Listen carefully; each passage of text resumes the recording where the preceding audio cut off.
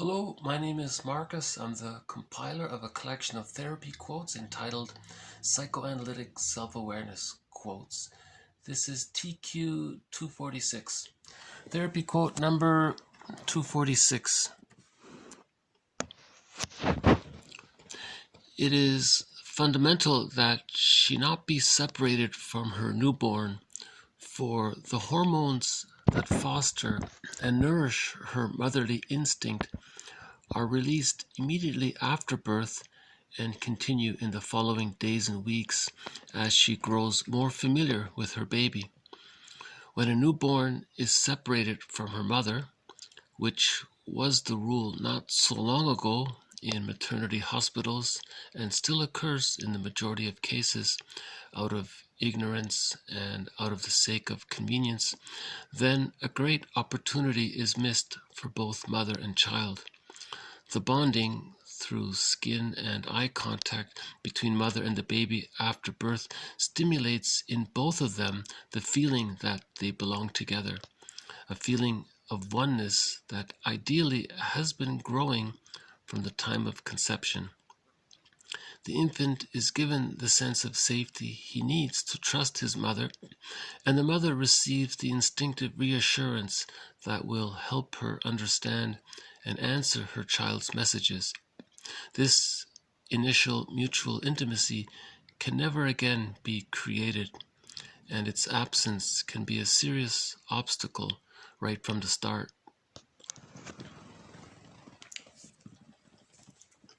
That quote right there, I would think that every new mother would be given this quote.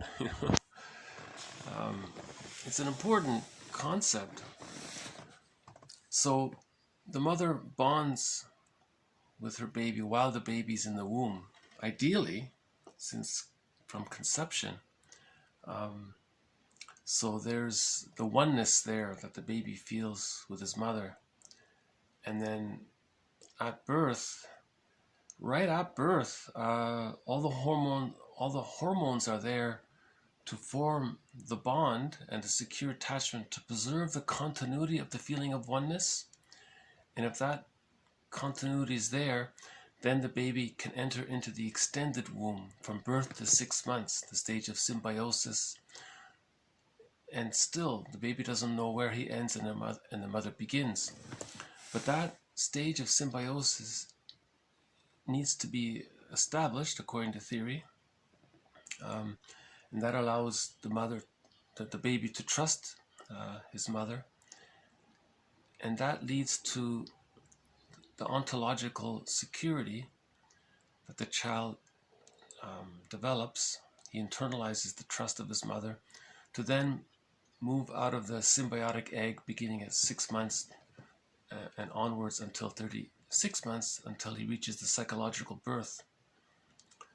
So there's that connection from the womb to the extended womb. You don't want that to be broken. And if the baby is removed from the mother, that can be broken already. The baby comes back. The mother might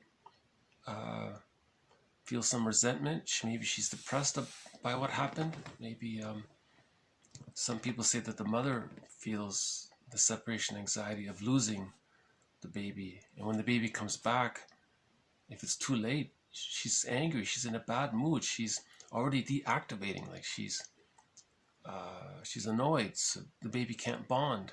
So it's broken. So the baby doesn't really enter into the extended womb. He may form the attachment to the mother to some degree, but that's called a negative symbiosis. In order to do that, the baby has to split off and repress all of his hostile feelings, and he develops a deep ambivalence towards his mother because he needs the mother, but really he hates the mother because the mother was rejecting. And this can take place in theory if the baby's removed from the mother after birth for more than even a few seconds or minutes. It shouldn't be longer than half a minute, I would think, something like that. Anyways, there's a book on this called Maternal Infant Bonding, The Impact of Early Separation or Loss on Family Development by M. Klaus and J. Kennel, 1976. That book, it's more scientific. It explains it. So this talks about the secure attachment style. Right from the beginning, that symbiosis needs to continue. That's what was said before, that the doctor would, or the doula, or the nurse would, the baby comes out, he's in one motion is handed to the mother and preserves, the baby is still in the womb and he feels safe and he can continue growing in that safe womb, the symbiotic stage from birth to 6 months. See, if that's all broken, that's called birth trauma. Then he's going to develop an insecure attachment style with the mother. This insecure attachment style causes the soul to fragment, and then that leads to what's called part-object relating. So in future life, this leads to dysfunctional marriages, marriages that some people call marriages of convenience. You know, it's just they're hostile dependent, or they become devitalized and emotionally divorced, but they're still married out of convenience, kind of thing. So a huge consequence for the child to not have that safe transition from the physical womb to the symbiotic womb. You want to preserve that continuity of the womb, right? For this, and that can be broken at birth. That's called birth trauma. In one movie, they showed what's called a lotus birth. The baby came out, was handed to the mother, and the cord was kept. The placenta was allowed to birth itself on its own a day later or whenever. So that again preserves the continuity.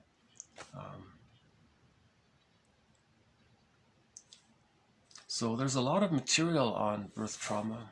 There's a whole branch of psychology called perinatal psychology or prenatal psychology. A lot of it's on birth trauma. It's interesting that she said that that the bond is there from conception, because one author says that if the mother doesn't want the child, the baby, there's stress there, and stress hormones can go down the cord into the placenta. The baby gets stressed from that. You know, so ideally the mother is happy to have to be pregnant, right? You know, this is such an important concept. I'll do it once more. It is fundamental that she not be separated from her newborn, for the hormones that foster and nourish her motherly instinct are released immediately after birth and continue in the following days and weeks as she grows more familiar with her baby. When a newborn is separated from her mother, which was the rule not so long ago in maternity hospitals and still occurs in the majority of cases out of ignorance and out of the sake of convenience, then a great opportunity is missed for both mother and child. The bonding through skin and eye contact between mother and baby after birth stimulates in both of them, the feeling that they belong together, a feeling of oneness that ideally has been growing from the time of conception. The infant is given the sense of safety he needs to trust his mother, and the mother receives the instinctive reassurance that will help her understand and answer her child's messages. This initial mutual intimacy can never again be recreated, and its absence can be a serious obstacle right from the start.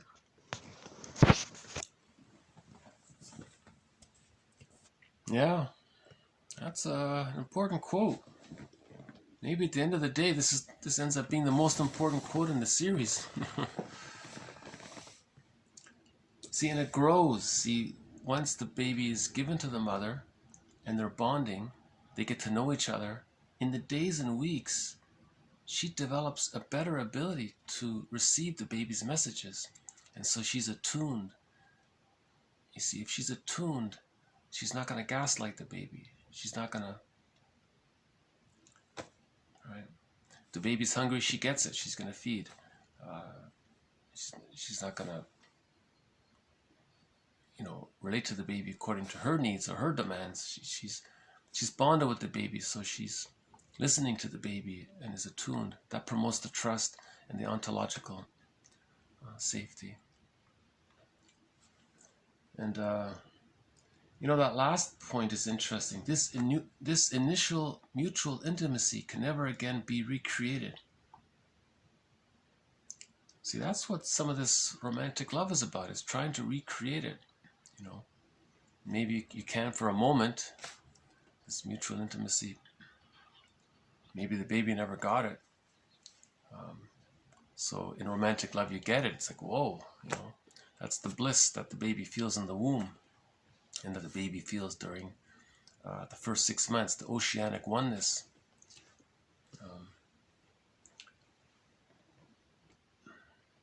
See, a lot of dysfunctional behavior is in reaction to missing this symbiotic stage from birth to 6 months. It might be trying to get it. See, repetition compulsion is trying to master the trauma. Birth trauma is a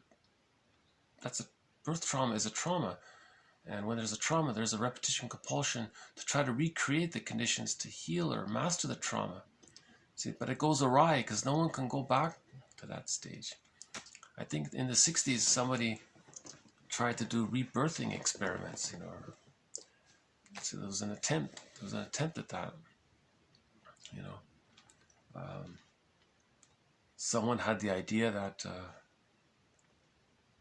if you do a certain breathing exercise, you can almost evoke those emotions, But see, that's dangerous because you don't, like Masterson says, you don't directly look for your memories. You build your understanding, you build your adult mind, your adult ego, and the memories will come on its own, right? Don't go looking for memories. Don't directly interfere with your mind to search for memories. Don't take, like in the 60s, don't bypass. It's called spiritual bypassing. Don't bypass yourself to access those memories. Build up, read, understand, and then you'll feel safe with yourself, and then the memories will come when the inner child feels safe to express his memories, because you as the adult are going to be able to relate to the baby in a healthier way. Right? That's the basic theory. But my goodness, if this 50% of the population, according to one survey, doesn't receive a secure attachment, you wonder how much of that 50% is due to birth trauma,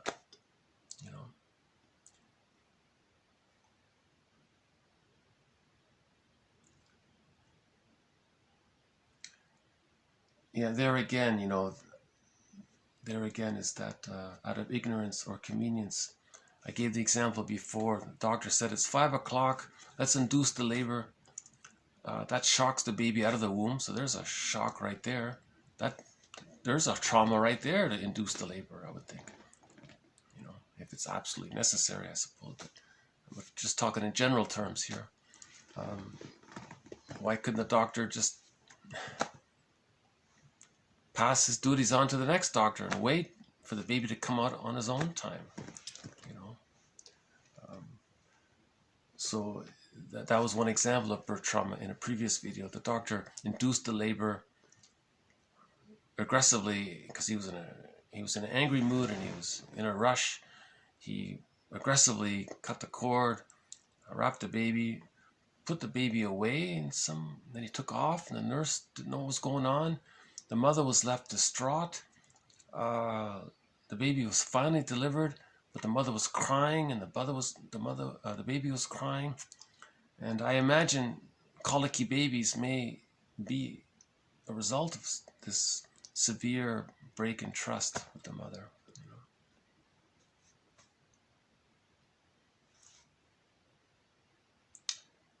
Yeah.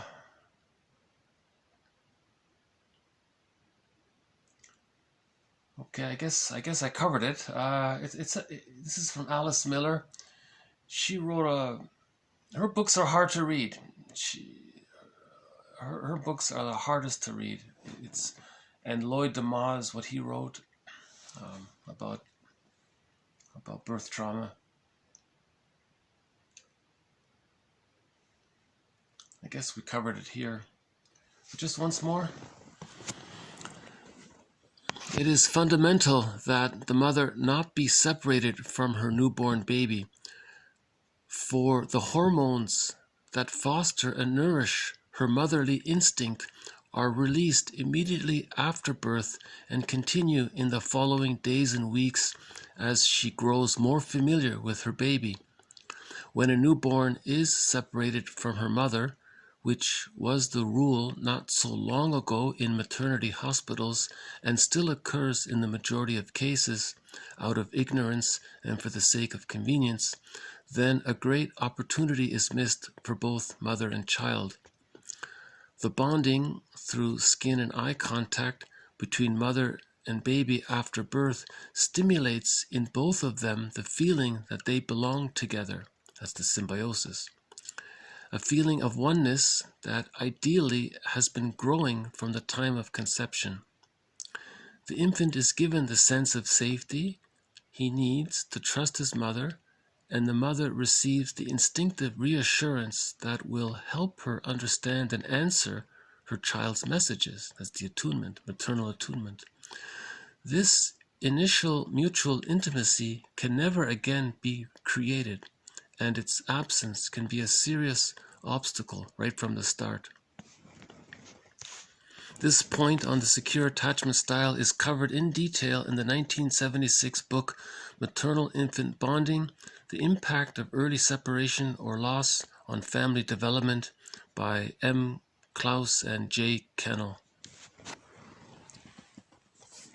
Okay, so more on birth trauma in future videos. Just leave it here. So this has been TQ 246 on the very important